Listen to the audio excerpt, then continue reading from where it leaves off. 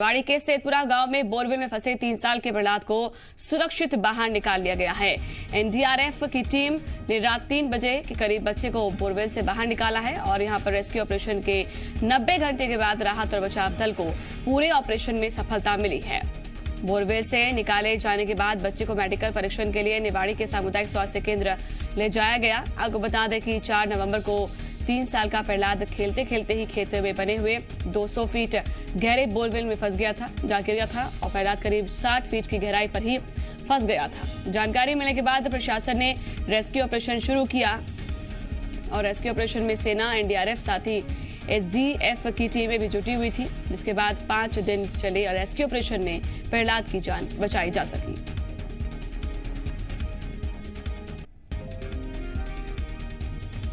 तो सफलतापूर्वक निकाल लिया गया है। अब उसको सीएचसी निवाड़ी ले जाया जा रहा है, लोग सुपुर्द कर दिया गया है। कैसे क्या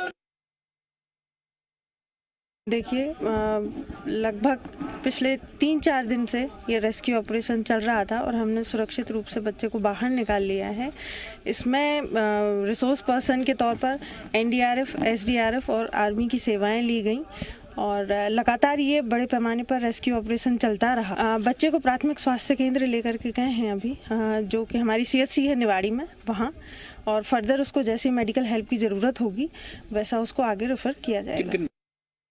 और इस पर ज्यादा जानकारी देने के लिए जी मीडिया संवाददाता आरबी सिंह हमारे साथ जुड़ चुके हैं। आरबी सिंह, क्या कुछ जानकारी है? बच्चे को सकुशल निकाला गया बाहर?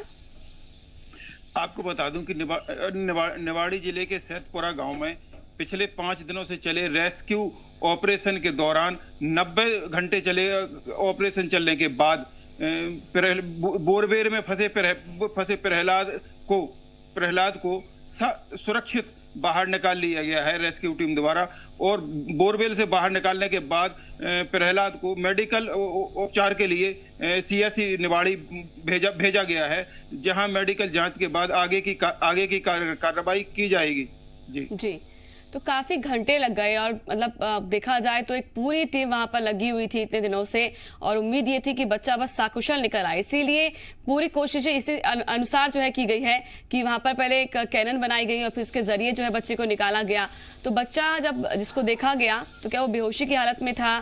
क्या डॉक्टर अभी कह रहे हैं? इस पर कोई और भी जानकारी? और आपको बता दूं कि जैसे बच्चा बोरवेल से निकला है तो उसको ब्लैक कलर की पन्नी में लपेट के और एम्बुलेंस द्वारा सीएचसी निवाड़ी के लिए रवाना किया गया है।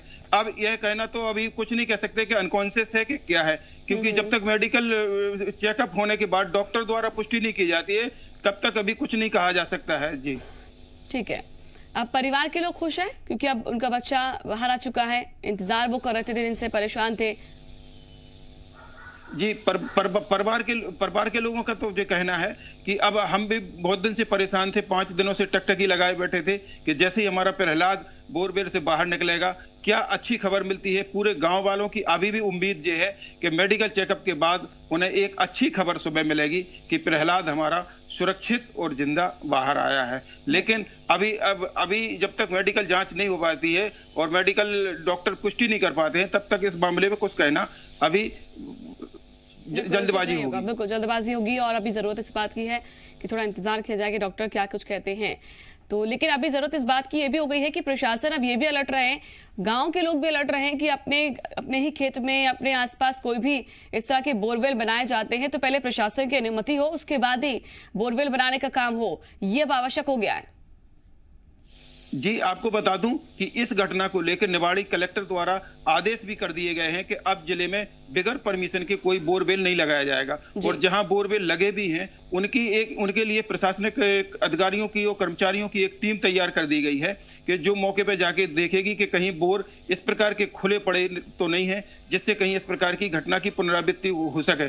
इसके लिए कुछ टीमें गठित कर दी गई हैं जो गांव-गांव जाके और बोरों को देखेंगी और अगर वहां की कुछ ही कम नजर आती है तो संबंधित किसान को इस मामले में इंस्ट्रक्शन देंगी कि इस बोर को के चौतरफा से घेराबंदी करके सुरक्षित रखें जिससे कोई बच्चा या जानवर वहां तक नहीं पहुंच सके, जिससे किसी प्रकार की कोई घटना न घटित हो सके। जी, शुक्रिया आपका जानकारी देने के लिए आरबी सिंह।